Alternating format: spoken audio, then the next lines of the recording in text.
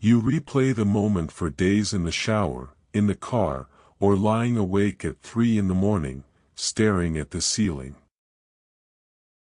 You think of the perfect thing you should have said, the exact sentence that would have crushed them and turned the tables, but you didn't say it.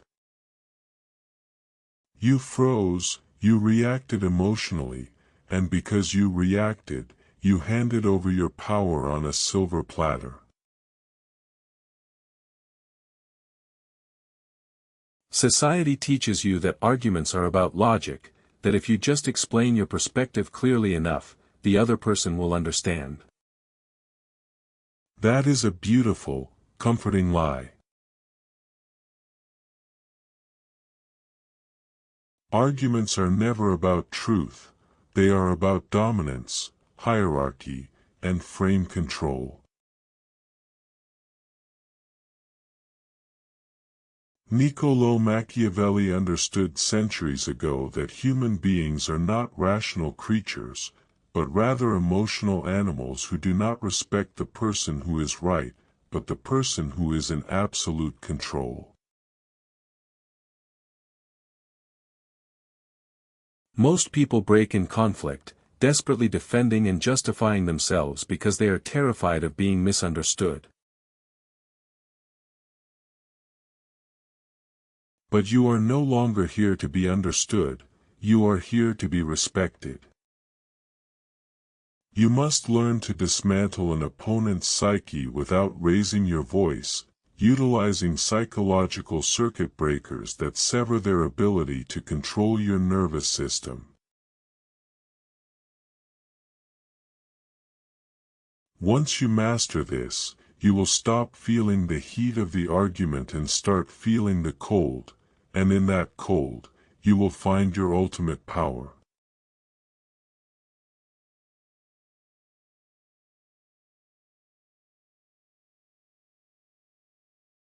When someone attacks you, they are almost always operating from a place of hidden instability, using anger as a defense mechanism to cover their own fear, insecurity, or loss of control.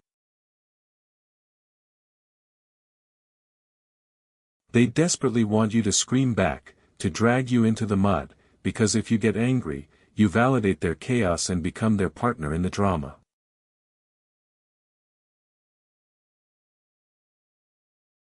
To win, you must completely shift the spotlight away from your own defense and shine it directly onto their mental state. Look them in the eyes, wait a few seconds, and say with genuine, soft concern, "Are you okay? You seem really upset right now." This creates an immediate glitch in their psychological matrix. They were expecting a fight, and instead, you gave them clinical pity. You have instantly framed yourself as the calm, rational adult and reduced them to an emotional, unstable child.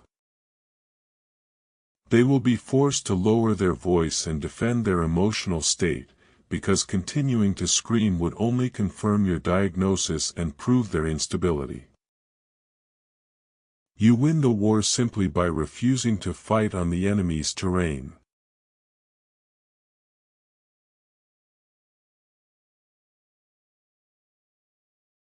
There is a specific type of intellectual bully who loves to argue for the sake of arguing, feeding on your friction and needing you to push back so they have something to push against. For every action, there is an equal and opposite reaction. If you push back, you give them the satisfaction of knowing they got under your skin.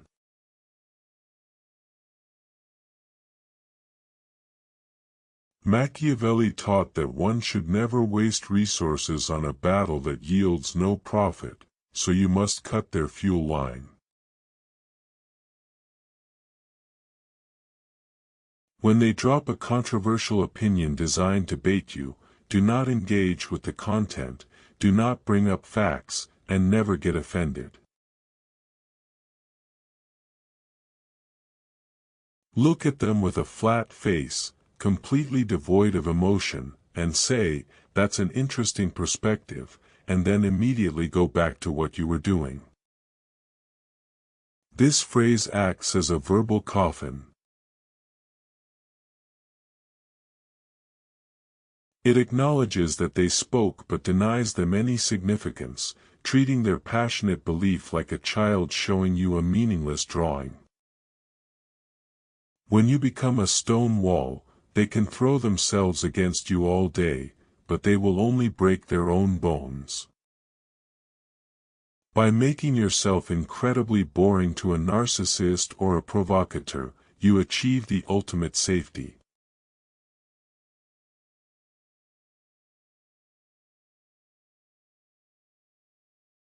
We are terrified of silence in Western culture, interpreting a gap in conversation as a social death, which is why our instinct is to blurt out the first thing that comes to mind when insulted.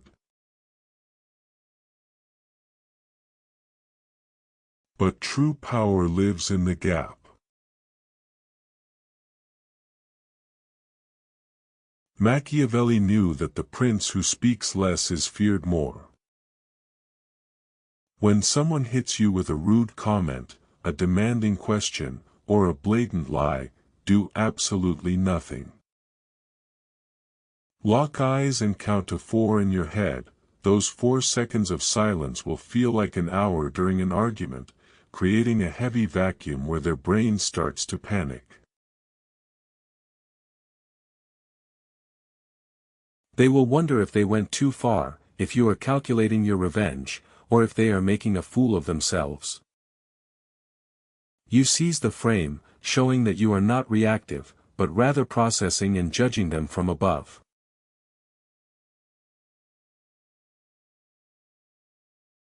After the silence, you don't even need a clever comeback, because the silence was the comeback.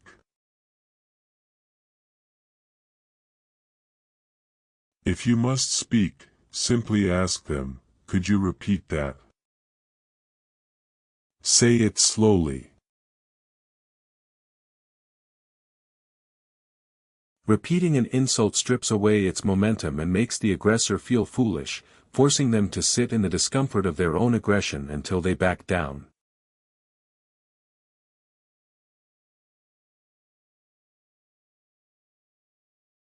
Another devastating maneuver is psychological judo, where you do not block the opponent's force, but instead pull them forward so they fall flat on their face. When someone attacks your character, they are braced for impact, fully expecting you to resist, deny, and justify your existence. Strip them of that satisfaction by agreeing with their subjective judgment. If they aggressively call you difficult or selfish, calmly look at them and say, "You're right, I am being difficult about this." By agreeing, you disarm the warhead entirely and strip their words of the power to hurt you. You accept the truth of the moment without accepting it as the truth of your soul, demonstrating an immense, unshakable confidence. Only a person who is truly secure can admit a flaw without crumbling.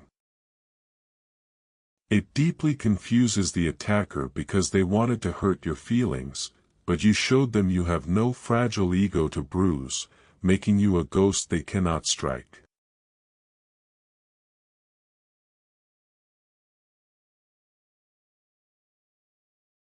For the passive-aggressive manipulators who cloak their insults in jokes or pretend to offer constructive criticism, you must force them to step into the harsh light.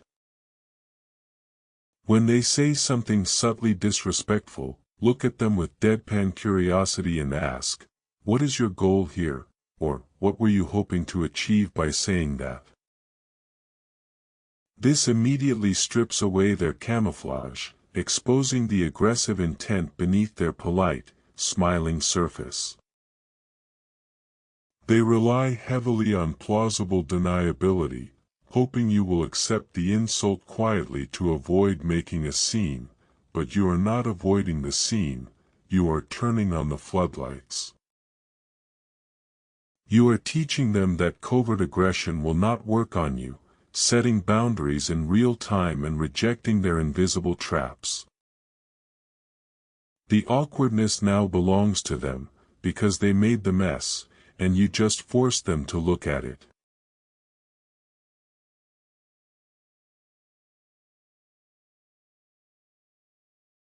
Anger is hot, but disappointment is ice cold. Anger implies that the other person is your equal, an enemy worthy of your valuable energy and battle, whereas disappointment implies that they are entirely beneath you, a subordinate who simply failed a basic task. When someone breaks a promise, lies to you, or acts childishly, do not yell. Yelling shows that they successfully hurt you. Instead, look at them with a heavy, tired expression, sigh slightly, and say, "I'm surprised. I expected better from you." This cuts deeper than any scream because it targets their core shame, using their own ego against them by telling them they are failing to be the competent, good person they pretend to be. You then withdraw your presence and walk away, leaving that heavy sentence hanging in the air. You shift the dynamic completely. Instead of you chasing them for an apology, they are now chasing you for validation to regain your lost respect.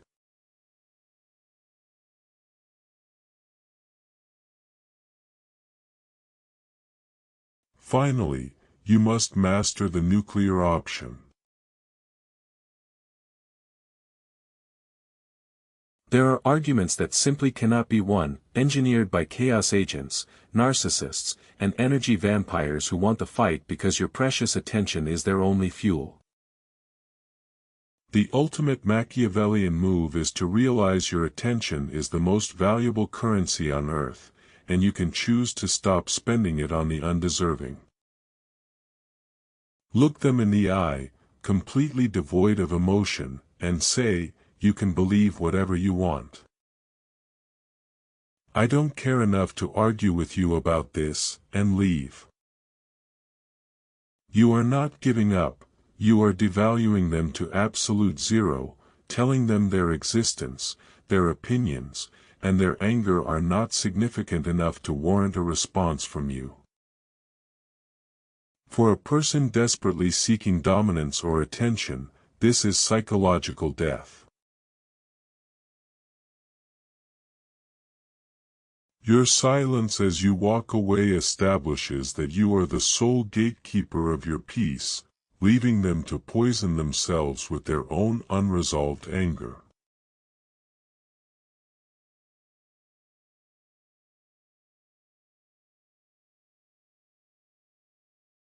Listen closely, these 7 responses are powerful tools, but a tool is completely useless in a trembling hand. The words do not matter if your energy is frantic, the delivery is 90% of the impact. You must practice the outlier state, a low heart rate, deep breathing, and dangerously still eyes. When the chaos starts, you slow down. When they raise their volume, you lower yours. This stark contrast between a howling storm and an unmovable mountain is exactly what makes these techniques work. The new you, the architect of your own reality, does not explain or defend. The new you observes, decides, and speaks once with lethal precision, letting the silence do the heavy lifting.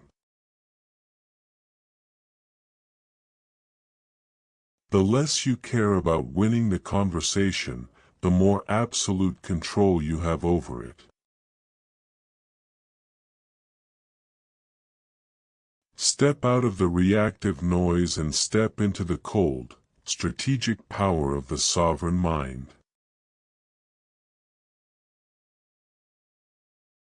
Subscribe if you are ready to step into the architect level and become truly untouchable. See you in the shadows.